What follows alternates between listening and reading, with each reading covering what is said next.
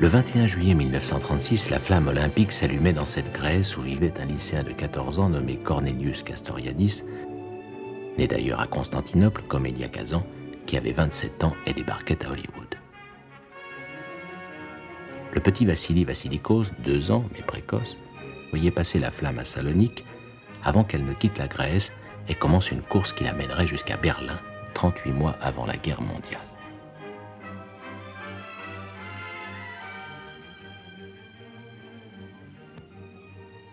De même qu'autrefois les Grecs de toute la Méditerranée se retrouvaient à Olympie, des visiteurs du monde entier allaient se rassembler là.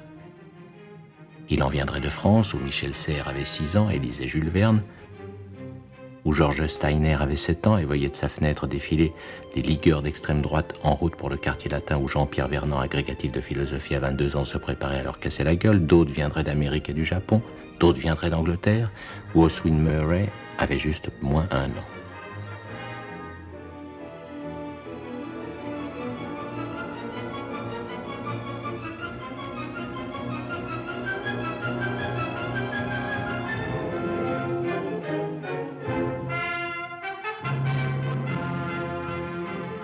Et la flamme traverserait sans s'arrêter une Europe de royaumes imaginaires et de républiques fragiles, frôlant au passage la Roumanie, où 14 ans plus tôt était né le grec Yannis Xenakis, et où 21 ans plus tard naîtrait Manuela Tekoujan. Well, in fact, it's very difficult to separate between my personal history insofar as the Greeks are concerned and my interest in Greece. And my present interests, because what the Greeks gave me from the start was a sense of integration of personality, which I'm afraid was what I lacked most, especially in my context. This is also another separation which is very difficult to make, but however, I shall try to make it. I mean, to separate my personal history from my personal background. And I suppose the history of one coming to understand about the Greeks is, to a certain point, equivalent to the history of all of us coming to understand the Greeks. We passed so many stages. I mean, we went through so many stages of partly understanding them, of putting them to pieces and taking just one bit and making and focusing our interest only on this or that, of misrepresenting the Greek world. But then I think we started to have a more comprehensive view of them, which is perhaps both truer and more adequate to ourselves. And that's what I call an integrating view of the Greek world. And I'm saying this also in a personal way. If I'm to speak to the owl, that's how things happened with me too. Ma relation personnelle avec la culture antique commence à l'école, comme pour tous les Grecs. Mais pour moi, c'était une relation, au début, une haine, parce que c'était imposé. Et puis à la fin, je commençais à étudier tout seul, à voir tout seul, et à essayer de retrouver tout seul quels étaient les secrets dans cette langue qui, au moment où cessait d'être imposé, prenait une beauté incroyable. Ils ont réussi très bien à l'école en même temps que de nous donner la fierté d'être grecs, de nous dégoûter de certaines choses, profondément. C'est-à-dire, ils nous ont enseigné l'histoire de l'Antiquité à ne jamais plus ouvrir un livre avec intérêt. C'était un mystère. Il y avait un secret, il y avait une beauté, il y avait quelque chose de fascinant dans tout ça.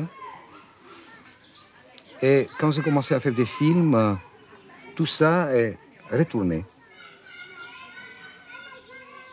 Je fais mon premier film et curieusement, je découvre que c'est le retour d'Agamemnon et sa femme infidèle et son amant, etc. Mais c'était pas exprès. It was rather from a lack of the Greeks that I met them, because I wanted so much to know that mysterious world, and there were only hints about it around.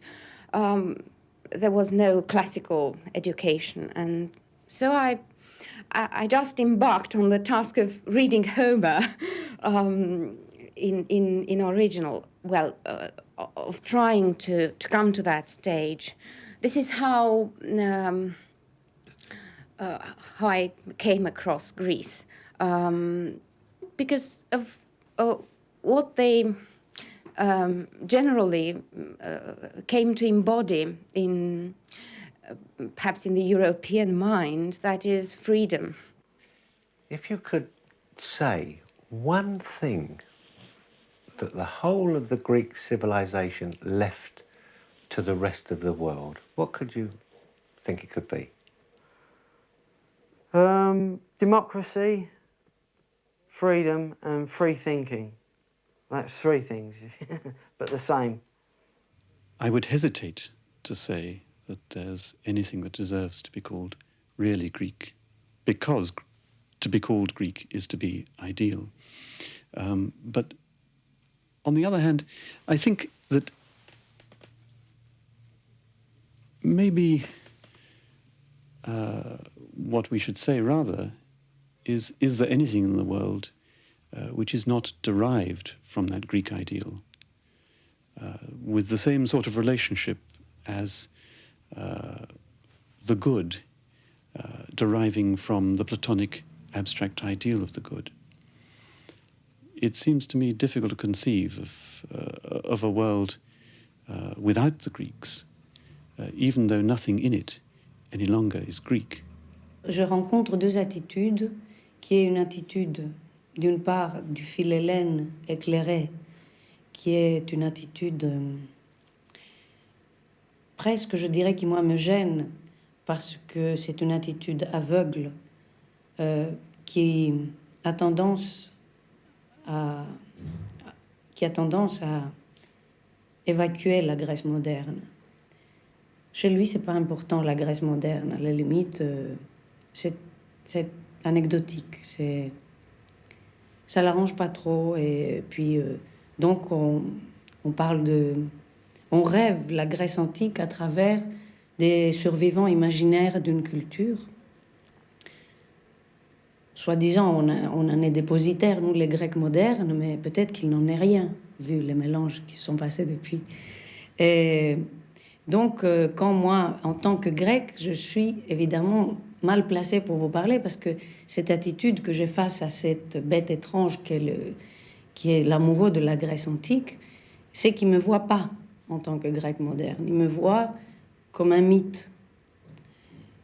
Et moi, ça me gêne profondément. J'ai presque envie un peu de donner des coups de pied et de détruire ce bel édifice imaginaire profondément, parce que avant tout, c'est les gens qui comptent et c'est les vivants, je dirais, qui comptent. Et ces vivants-là, d'une manière ou d'une autre, imaginaires ou réels, sont de toute façon dépositaires de quelque chose. I also think that one of the most important things and interesting things about the Greeks is the way we are always concerned about them. We shall never come to the truth about what the Greek world really was. But certainly we can know more about ourselves from studying this protaic way in which various centuries, various cultures have been concerned with the Greeks. Chaque siècle européen, je dis siècle conventionnellement, s'est forgé une image de la Grèce. Et il s'est forgé une image selon son imaginaire propre. Il y a une part énorme de projection et de mauvaise interprétation qu'il y a là. Bien entendu, il y a d'abord l'énorme accrétion chrétienne, bien les autres sociétés. Ça commence déjà avec les pères de l'Église. Laisse-moi parler. Voilà. On a essayé de montrer que la philosophie grecque préparait déjà la venue et le message du Christ. Le christianisme, il a justement eu besoin du code écrit, pas parlé, du code écrit grec.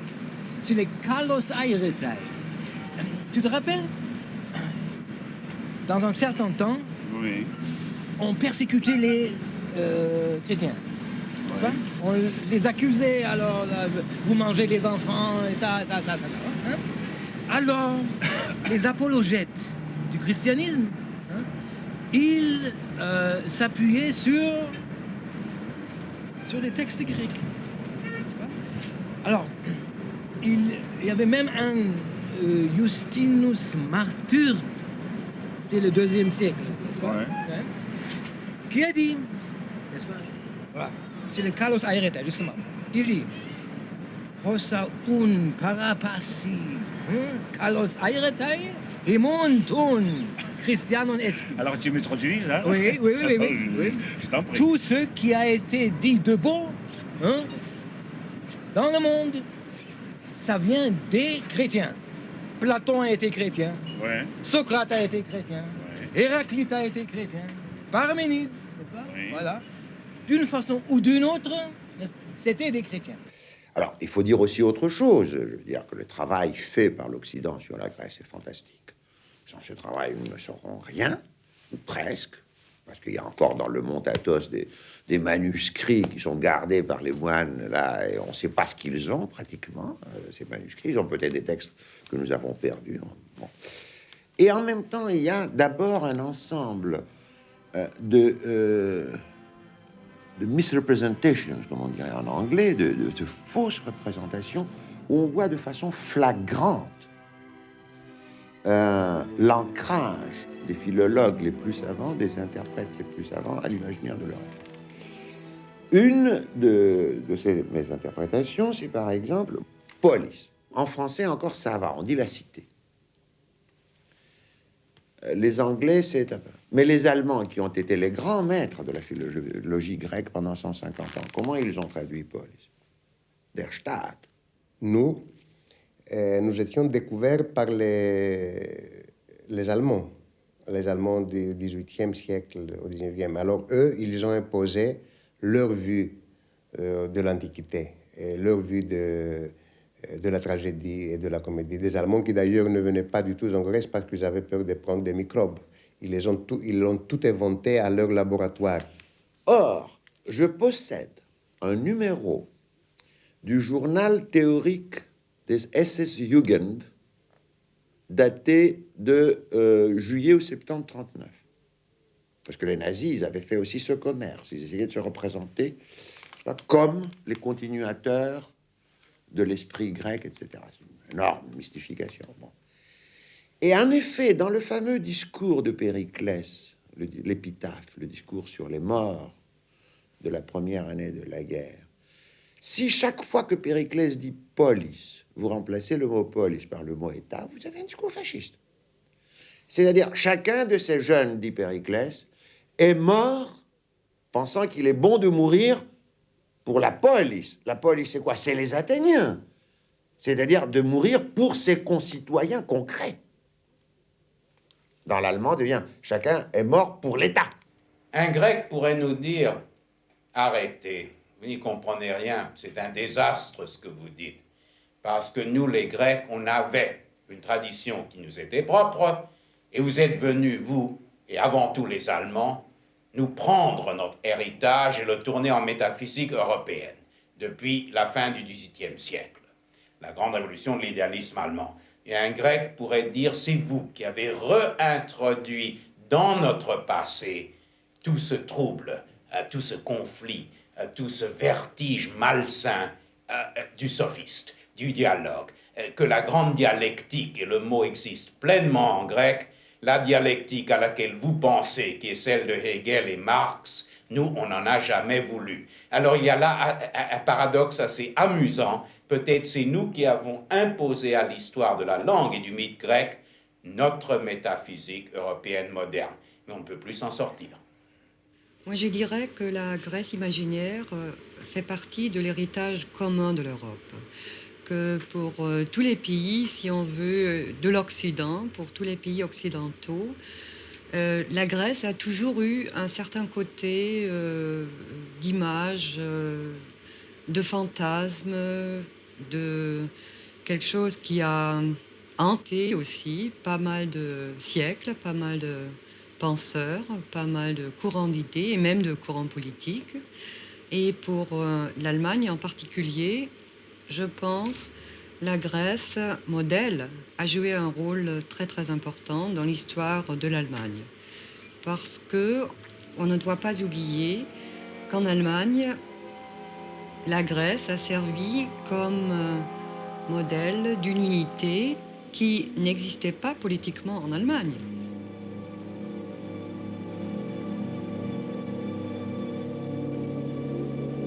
Ce mouvement de libération a été dès le début un mouvement qui s'inspirait de la Grèce, des Grecs et surtout de l'art des Grecs. Pas tellement de la littérature des Grecs, mais de l'art plastique, de la peinture des Grecs. Mais dans ce contexte, ce qui est très passionnant, c'est que l'identité que l'on suggérait entre ce modèle que l'on devait imiter, c'est-à-dire le modèle grec, et l'Allemagne, était un modèle qui se basait sur une sorte de parenté innée. Nous sommes en train de dialoguer ensemble dans un Paris qu'agite, même dans les médias, et même à un niveau assez populaire, la querelle autour de Heidegger, qui effectivement disait que l'allemand seul a une immédiateté de rapport aux Grecs, et particulièrement aux Grecs archaïques, aux Grecs des présocratiques, aux Grecs de l'aube, du début, du grand matin avant Nietzsche. Eh bien, on voudrait lui dire, mais c'est bête, ça, vraiment, comment peut-on dire une telle chose?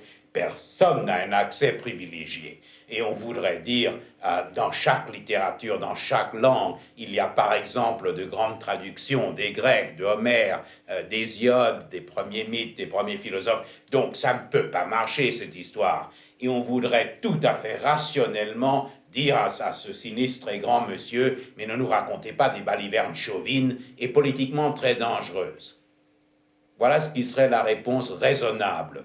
Et une fois que je la donne, je dis mais, avec une incertitude intérieure croissante. Il y a eu dans la philosophie allemande, depuis Herder, depuis Hegel, Schelling, Fichte, mais à travers Nietzsche et jusqu'à Heidegger, une sorte d'affinité élective avec la matière du mythe grec, avec le personnage du sophiste, avec tout le conflit entre la cité, la police et le poète, qui est parti de la tragédie de l'Allemagne, bien sûr. Il y a un célèbre livre anglais d'il y a une cinquantaine d'années, vous le connaissez, de Madame Butler, qui a écrit un livre « L'emprise du despotisme du grève grec sur l'âme allemande ». C'est aussi le despotisme, et on dit que la rouille du souvenir, c'est la fausse nostalgie. Il faut penser à ça. Mais, il n'y a pas de doute qu'il y a certains poètes, grands poètes, dans la littérature européenne que Pindare aurait connu comme collègues de par la sensibilité, de par leur vision de ce que c'est que d'être un poète. Et ceux-là, je crois qu'ils se nomment Hölderlin et Rilke. Ce qui a fasciné en ce qui concerne la Grèce, ça a été la possibilité d'élaborer une nouvelle croyance, une nouvelle religion même, qui s'inspire de la religion grecque ancienne. En 1935, il y a eu un livre publié par une germanisante anglaise, Miss Eliza Butler, avec le titre « The Tyranny of Greece over Germany », la tyrannie de la Grèce sur l'Allemagne. Et ce livre a expliqué que tout ce qui a été funeste pour le développement philosophique et politique de l'Allemagne, ça a été cette croyance à une Grèce imaginaire, et que toute la métaphysique allemande, toute la philosophie allemande, même ceux qui ont critiqué l'idéalisme, comme c'était le cas de Nietzsche, n'est-ce pas? Même ceux qui n'ont pas cessé à critiquer la logique, la métaphysique, la grammaire de toutes les langues, comme c'était le cas de Heidegger, alors tout ça a été préparé par cette croyance aux Grecs.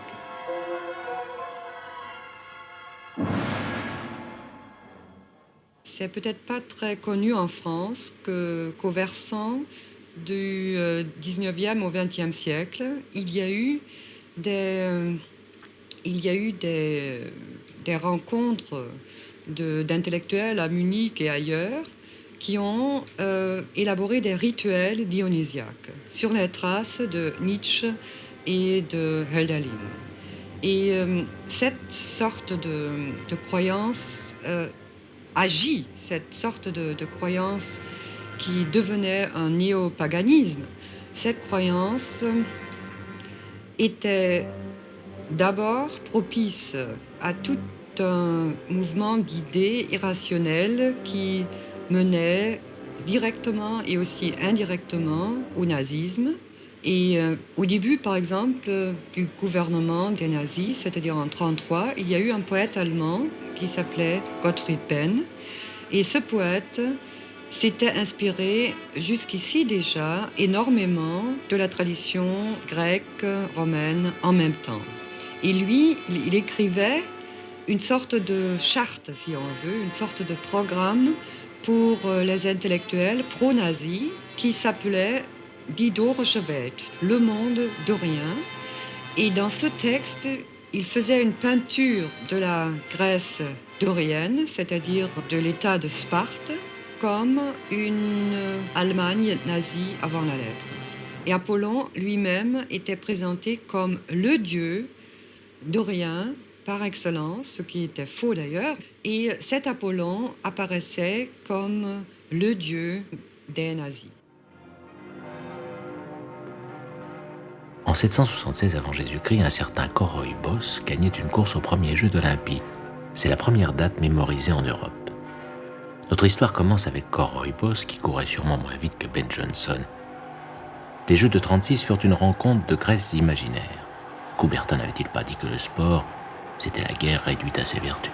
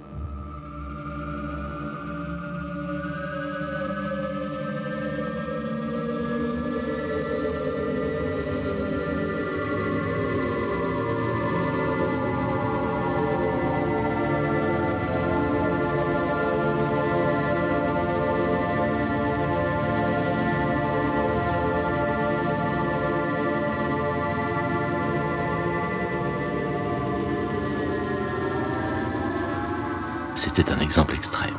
Il reste que la Grèce, ou du moins l'idée de la Grèce, a pu nourrir la pensée totalitaire, et qu'il lui arrive encore de le faire. D'où l'urgence d'aller chercher le mot grec qui en est théoriquement le plus sûr antidote, le mot démocratie.